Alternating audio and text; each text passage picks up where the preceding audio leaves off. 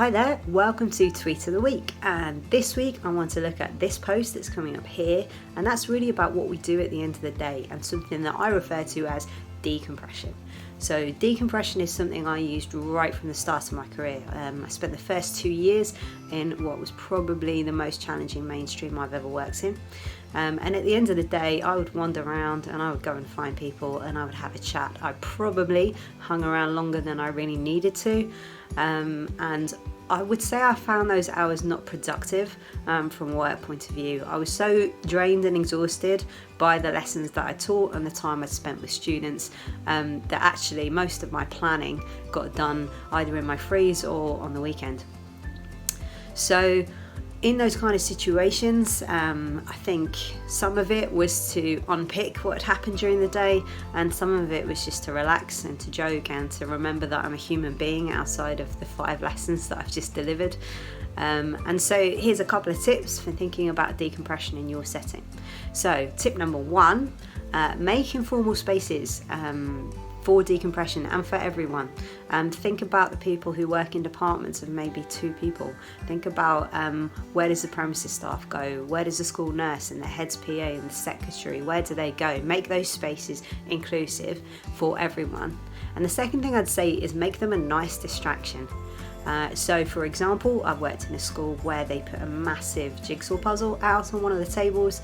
I've worked in schools where 1 day a week was the kind of bake-off week and you could bring in things that you'd baked. So it was a nice excuse at the end of the day to kind of pop down to the staff room or pop down to a certain space and just say, hey, catch up with people, have a cup of tea or a cup of coffee.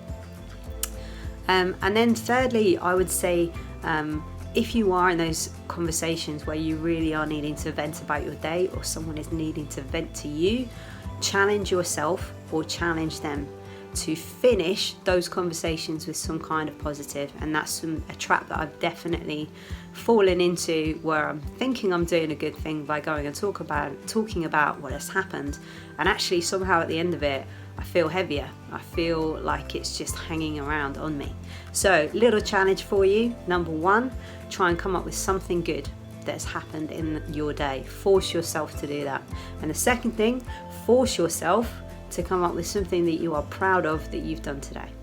And actually that's a really good habit to get into. Particularly for those of us who are working in really tough environments with students who have really difficult home lives, and sometimes that's a lot to carry.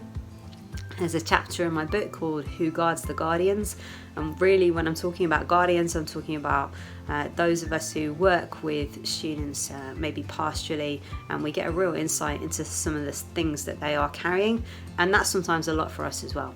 So can you improve decompression in your setting would be my challenge to you.